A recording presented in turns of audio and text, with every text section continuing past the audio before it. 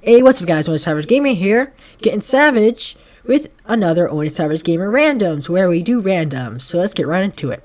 In this video, I will be doing 3D print tips and tricks. I will show you the different types of filaments you guys can use, and just the overall settings and layer adaptation and how to get the print to stick well. And I'll show you off some good 3D print brands that you can go ahead and try out for yourself. So let's get right into it. Alright guys, we are in Amazon here, and yeah, Amazon's got a bunch of different filaments. Of course, there are different websites where you can get filament, but my go-to place is Amazon because it's got all the types. So this is a good little area here. How we got Overture, Tech Bears, Amelin, Lost Defense. Just a bunch of different brands. They're all pretty good. Like, they all got decent reviews. But then we got like all these different types of filament. So, alright, this is a good place to kind of talk about filament in widescreen. So we got PLA, PLA Plus, and these are all the ones I kind of know about.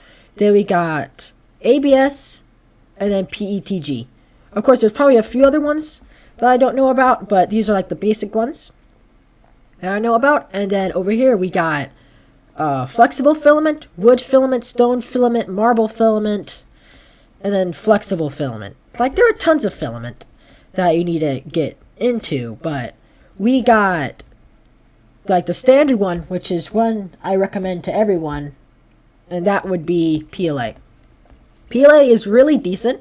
Of course, on the screen, guys can see some prints I did with PLA, but PLA is a really good overall, well started. It doesn't take a lot of skill to print with, and it's just the default filament that everyone uses. It's my default filament I use. Then we got PLA Plus, which is like a stronger filament. It's pretty good. I haven't really dealt with it that much. I haven't really used that at all. And then we got ABS, which is another type of filament. I'm not really so familiar with that one. And then PETG or PETG, which is literally PLA or ABS mixed together. It's a very strong, and it's a well-known filament. It gets used for packaging and just overall just strong material that you need. And so some good brands that I'm really interested in and that's really decent to use would be Hatchbox, which I'll show you guys a few prints on that I did with Hatchbox. And we got Sunlu, which is excellent, very good filament. I've seen a lot of videos on it, but it's got its expensive feel. And then we got let's see, Polyterra is a well-known filament, pretty cheap. And then we got Overture, pretty good filament. And then all these filaments can come in silky, clear. It's a lot of options. It's a lot of customization. You can really get into those. But the one I am really interested in is Hatchbox, because I bought a lot of different colors on there, which I'm going to go ahead and show on the screen here. They're all different good, but the only problem that I had with Hatchbox filament is that it didn't stick. But I'm going to be printing in Hatchbox filament for this video, so I'm going to show you the tips and tricks to get it sticking. So it's going to be pretty good. But let's go ahead and get to Cura, so I can show you some 3D print tips and settings and overall idea on how to really get a decent 3D print here. So let's go ahead and get right into it. Alright, we are in Cura now, and this is just like this simple holder for a remote I got here. So it's just a very simple print, like for your starters, because when you're starting out, you're not going to print anything crazy at first. You're just going to print something simple like this. So this is kind of what I'm showing off. So what we got here, this is just a standard easy print. And of course, we're in Ultimate Cura here. I will leave the description down below for the link so you can download. It's free. It's probably one of the best. And yeah, to go ahead and get that downloaded, and so you can kind of follow the video a little bit more if you want to, or just go ahead and just figure it out yourself. So here you just got many options. You can move it around on the plate. Of course, it shows you where it used to be for a little bit, so you can move it back. Just gonna keep it back where it is. Then you can get the sizing, where you can just scale it up whatever size, and you can also just do the scaling here. Like if you want 25%, it will change the whole thing. But I'm just gonna leave it at 100%. I don't want to do any fancy things. Then you can just turn it around. They could do mirroring, just in case you want to flip it around. And then we got these mesh types. You can print it like this. The print needs supports. And then here it's just the infill mesh, just so you can get like with the infill wall count and all that, very fancy. And then support blockers, where you can place them about. So yeah, and you got this ruler where you can just kind of figure out how big the thing is. These little dots here, so you can kind of drag it. So this thing would be about, let's see, oh yeah, about that big in inches. So let's go and then custom. Here we can go, let's go into preview. So here we got all these different fancy settings. You just leave them the same. It gets way complicated. And walls here, again, just leave the same. So infill here. Infill gets really important. This is how thick the inside is going to be. So let's just go and slice it so we can go ahead and see. Wait, what is this? Please fill the build volume and assign extra enable. Okay, what is this? Alright, I'm going to go and cut the video until I see what's wrong. Alright, now I got it fixed. I just had to flip the mesh type. No, let's go to preview. So it's going to take about 3 hours and 15 minutes. It's going to use 30 grams. Now this is just a estimated time. Of course, it may go above or below it. Usually my printer goes above it, so I usually just double it. So it'll take about six hours. I usually don't double that, because that's pretty accurate right there. I've really seen how. So this line here shows how it's going to be printed. So I think that's a pretty good infill to start off, because you see how many layers. If the first layer messes up, we'll have multiple chances. Then it's just going to infill it all the way up to there. So the more you increase this line, the greater the infill will be, meaning how like filled in the inside will be. And then what we do come across are these holes. So beginners will be like, oh, there's a hole, I don't know if my printer can print it. If you know your printer can print these things, don't add a support. But if you were to add a support, just in case, if you guys just want some extra, you know, relaxation on it type deal, then you can enable support floor, enable support roof. Usually just enable all this if you want to. Just trying to enable things so you can go in and kind of see. Okay, no, it's this one here, everywhere. So now go ahead and slice it. Now it's going to increase time. Now that's what you're going to deal with there. But look, imagine having to, yeah, take that out. It'll be a pain. But let's just go ahead and add a support block, because I don't think we need that little blue thing right there. So we'll just go into prepare. Now you see that little red line. We'll go ahead and add a support blocker here. Oh, it's just a little cube. You can add as many cubes as you want in there. Now let's go ahead and slice it. This is if you guys have many different things, but of course I'm not going to use any now if we preview it. Still didn't block it. Oh yeah, because you gotta do everywhere. Touching build plate or whatever.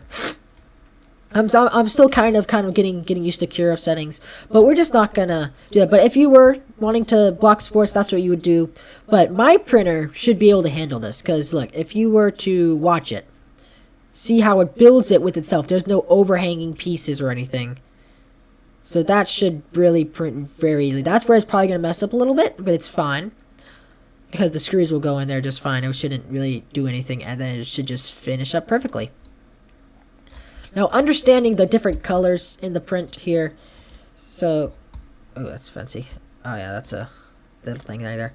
Alright, so red color meaning possible support needed. This is where supports are going to be placed. If you were to look below, this is just the floor. Now, if we were to raise this up, see how it got in red? Now it's going to need support. So, that's pretty much the color. But for things like holes like this, you don't really need any support, but if it starts off of a overhang, then yes, you may need a support. So just keep that in mind. That's pretty much it. Now, if you're not having any trouble sticking, but if you just want to have that extra like support, you would go to build plate adhesion. So the one I would do is a skirt, I believe. I get brim and skirt confused. Yeah, it's not skirt. Skirt's that little blue line. I don't know how that blue line's useful. It's brim here.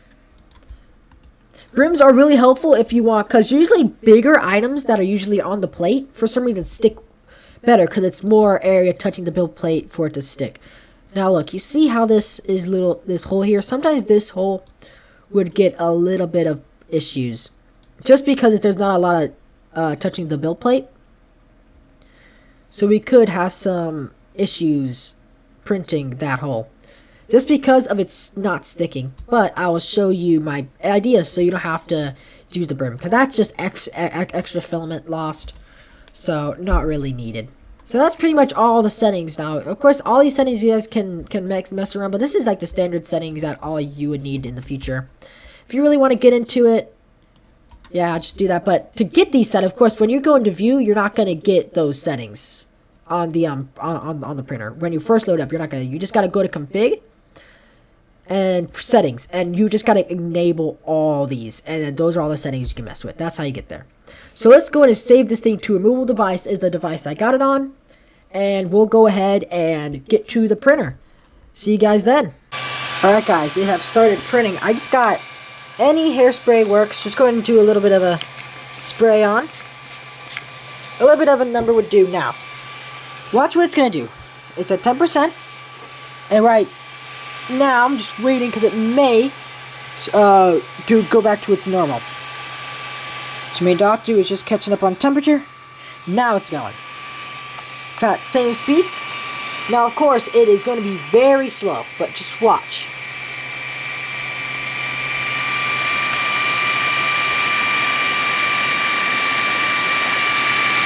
Still get rid of that piece there, so it doesn't mess up. Watch, it's going very, very slowly.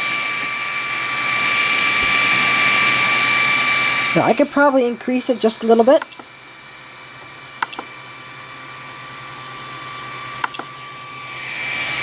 Now it's just going very slowly.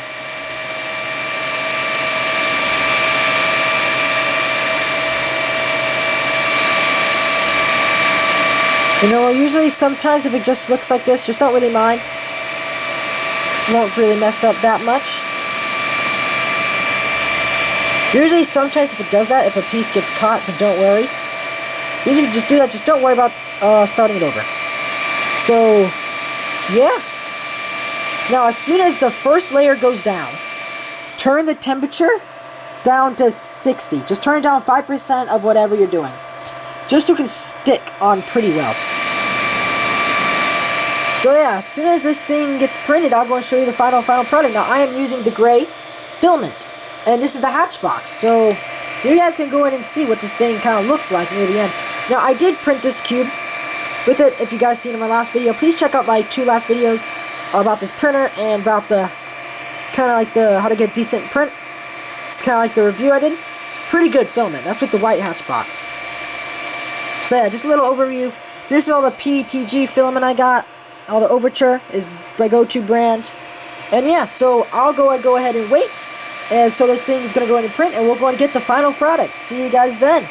Alright guys, I forgot to mention, as soon as it's got the first layer down, just go and speed it up to a normal speed there. Of course, probably not going to do it. Oh, there we go. Just normal speed. This mine's going to take 10 hours just because I had to slow down. I just turned it up, so I actually go back down to 3 hours. So, see you guys when it's done. Alright guys, it is finished.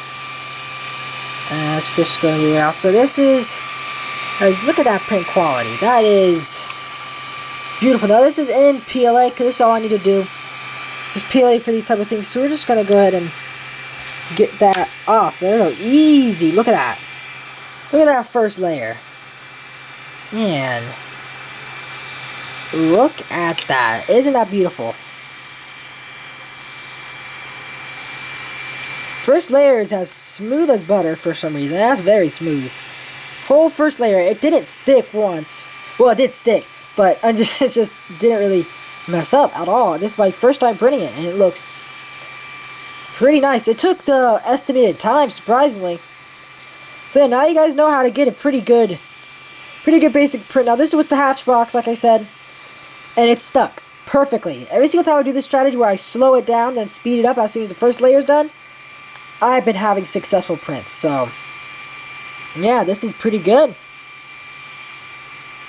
That does it. If you liked it, leave a like, subscribe, hit the notification bell, and comment down below what type of video ideas that you have, and maybe they'll be in one of my videos. Thanks for watching. Peace out.